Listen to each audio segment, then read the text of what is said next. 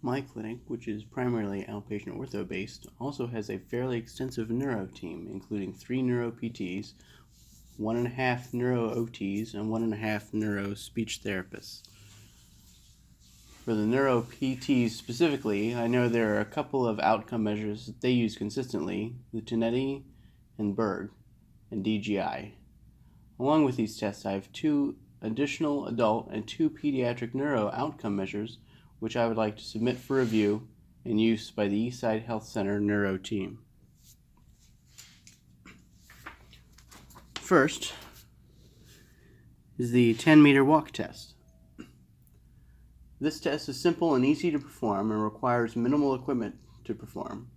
This test primarily checks the patient walking speed and is especially used for crossing streets.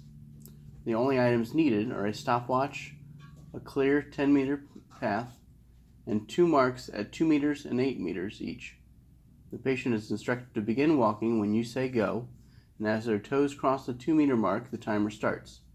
As their foot crosses the 8-meter mark, the timer stops. Only the middle 6 meters are measured to account for acceleration and deceleration at the 2 ends. This test can be used for children throughout adulthood, but is generally used for adults in the practice setting where I would practice. Some patients that could use the 10-meter walk test would include those with CP, lower limb amputees, MS, Parkinson's, spinal cord injury, and TBI.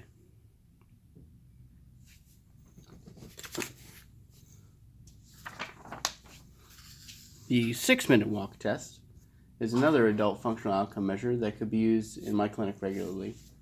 Again, this is a very simple test. It is mostly used to test ambulation, but more for an endurance test and not for speed over short distances like the 10-meter. For this test, a stopwatch, a known distance, either a long hallway or 30 meters between cones, a measuring wheel, and a pulse ox are needed. Either the patient travels around and around both cones trying to reach the 6-minute mark, or they can go on an adventure around a campus or an unknown location. The patient is not allowed to be given any encouragement, but they are able to be reminded every minute that they're how far along they are in the test and how much longer they have.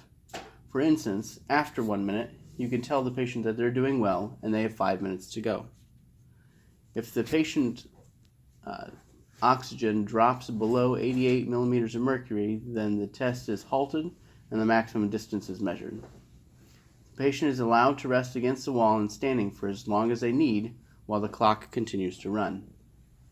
The test can be used for children through adulthood, but is generally used for adults in our setting.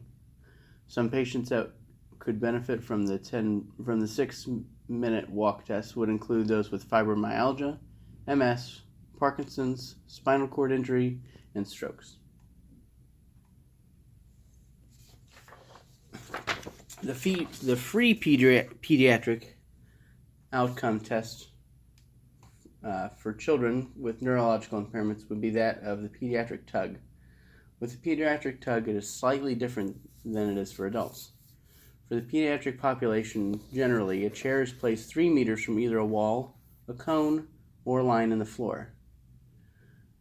The chair is usually without arms and is set at a height where the child can sit comfortably with their feet flat on the floor and a 90-degree bend in the hips and the knees.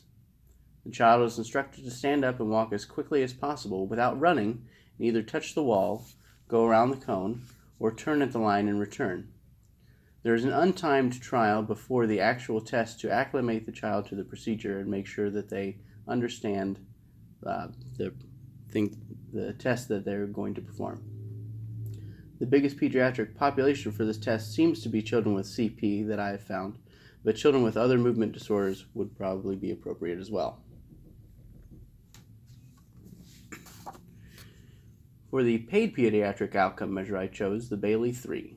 The Bailey is a pediatric test for children aged 1 to 42 months and scores infant and toddler development.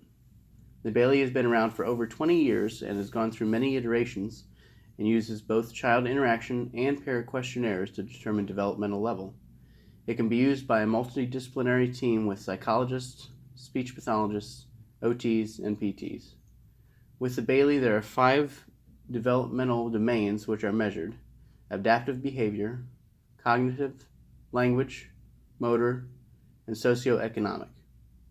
The full kit comes with an entire bag full of supplies, and the one website I was able to find it on charges $1,248 for the entire kit. So those are several different functional outcome tests which you could use to show patient improvement. There are hundreds of other tests and outcome measures that you could use, and every clinic and clinician seems to have their own preferences for which tests they use and why.